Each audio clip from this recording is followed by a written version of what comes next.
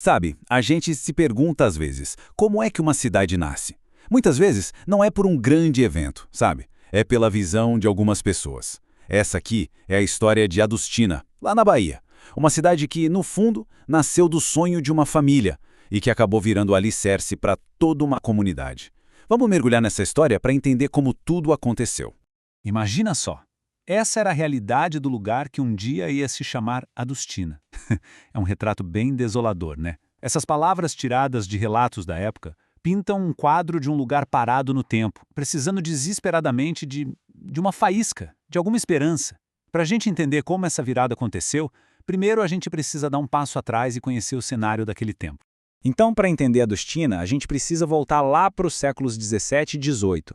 Naquela época, o sertão da Bahia era uma fronteira, sabe? Dominada pela criação de gado. A terra era ocupada por latifúndios gigantescos, as famosas sesmarias. Eram concessões de terra enormes. Potências como a Casa da Torre de Garcia Dávila controlavam territórios imensos, basicamente moldando o destino da região inteira. Era uma terra cheia de desafios, claro, mas também de muita oportunidade para quem tinha coragem. E era com documentos como esses aqui, registros de posse, que as famílias começavam a fincar suas raízes. Elas iam transformando aquele sertão em um lar, construindo o futuro, um pedacinho de terra de cada vez. E no meio desse sertão enorme, tinha um assentamento bem pequeno, chamado Povoado Queimadas. É aqui, nesse ponto do mapa, que a nossa história começa de verdade. Um lugarzinho pequeno, quase esquecido. E como a gente viu lá no começo, Queimadas não era um lugar que prosperava. Muito pelo contrário. O povoado estava preso num ciclo de briga, de conflito interno, as coisas simplesmente não andavam. O progresso parecia um sonho muito distante.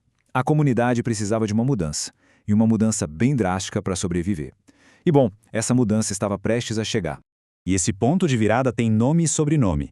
A chegada de dois homens mudaria o destino de Queimadas para sempre.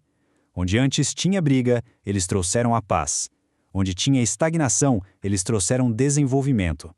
Eles foram a tal faísca que o arraial tanto precisava. E aqui estão eles, José Ribeiro de Jesus e José Porfírio.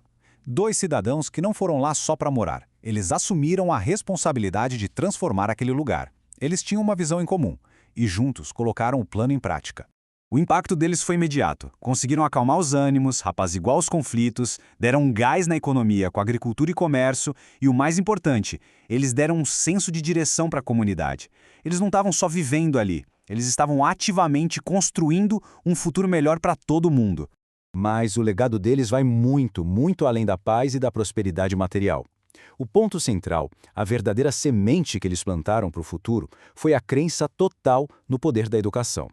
Eles sabiam que a maior riqueza de uma comunidade estava na formação das crianças, dos filhos.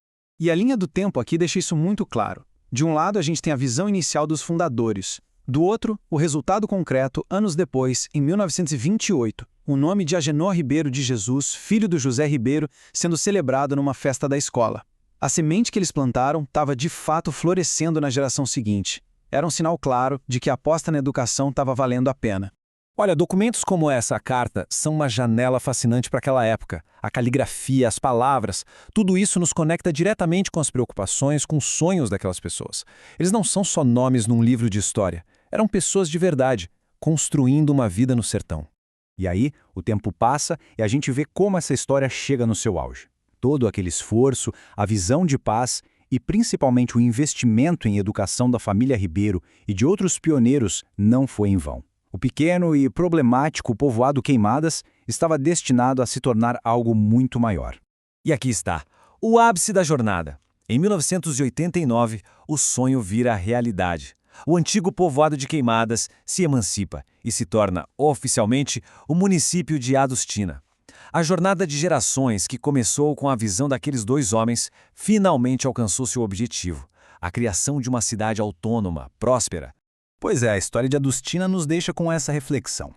Ela nos lembra que por trás do nome de muitas cidades brasileiras existe uma história de pioneirismo, de famílias que não só buscaram uma vida melhor para si, mas que construíram as bases para todos que vieram depois. É a prova de que a visão de poucos pode de verdade construir o futuro de muitos.